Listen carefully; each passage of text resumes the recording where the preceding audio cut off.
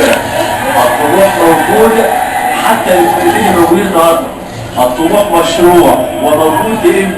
لإنبي كان موجود في بطولة العام قبل الماضي أمام حرس الحدود في النهائي وخطر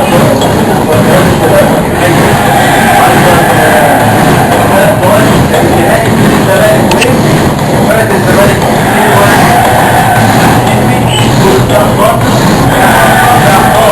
وضعها طريق خاص عن عاشور